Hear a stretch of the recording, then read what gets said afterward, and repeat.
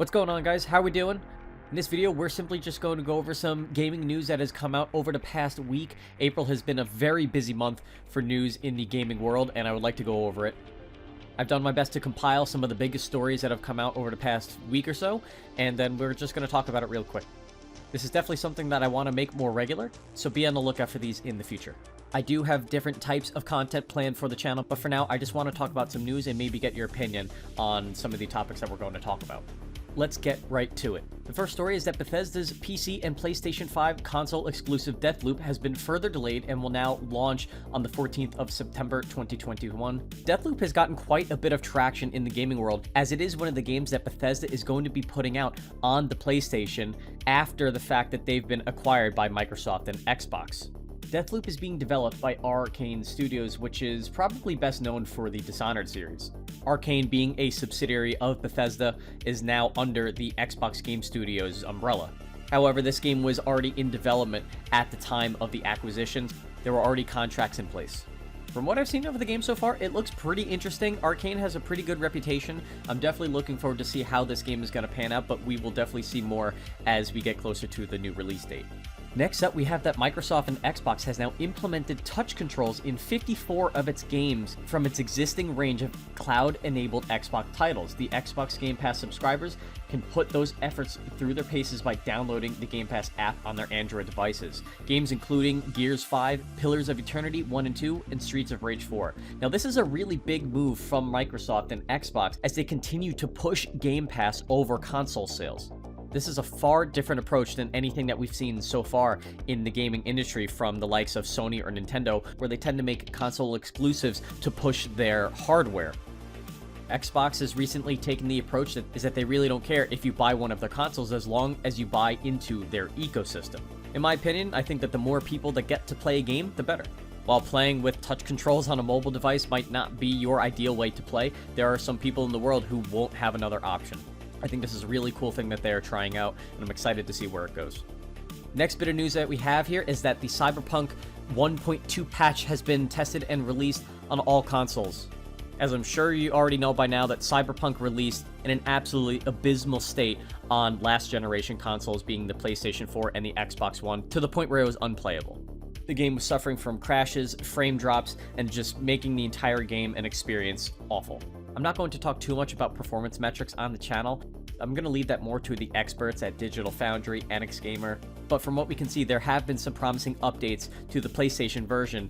While there have been very clear sacrifices made to improve the performance of the game, the fact that the game is now in a playable state on last generation consoles is only a good thing. Moving on, Stranding was 505 Games' biggest hit during 2020, and this is the game only available on PC through the publisher. According to reports, the game generated $27 million between its July release and all the way through to the end of 2020. This was a game that generated quite a bit of news and controversy upon its release on PC.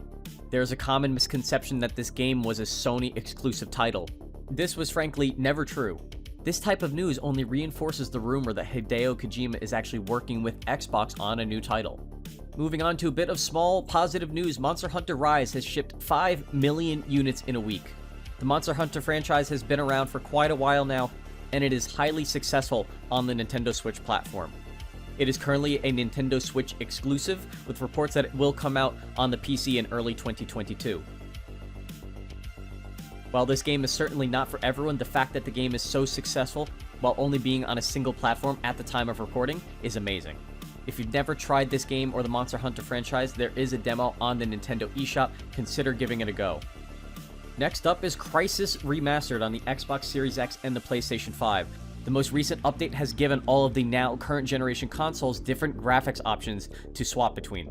Performance mode on all three consoles, being the PlayStation 5, the Xbox Series X, and the Xbox Series S, now have a 1080p 60 FPS option. The quality mode, on the other hand, on the PlayStation 5 runs at about an 1800p resolution at 60 FPS, while on the Series X is running at a full 4K at 60 FPS. The Series S, on the other hand, is running it at a 4K, but it is running at 30 FPS. There's also a ray tracing option on all consoles. The PS5 and the Xbox Series X are running at a 1440p resolution at 60 FPS, and then the Series S is running the ray tracing option at a 1080p 30 FPS. It's great now that we are starting to see the hardware being utilized in these now current generation consoles. The fact that this type of rendering technique is now available to console users as an option is exactly where gaming needs to be going. I'm a firm believer in giving gamers the option on what type of graphics mode they would like to use. Moving on, GTA 5 and MLB The Show 21 are coming to Game Pass. Game Pass has been generating a lot of very, very positive news for Xbox game studios in the recent months. MLB The Show is a Sony-developed title and was previously only available on Sony PlayStation consoles. While sports games might not be for everyone, Game Pass continues to bolster its impressive library.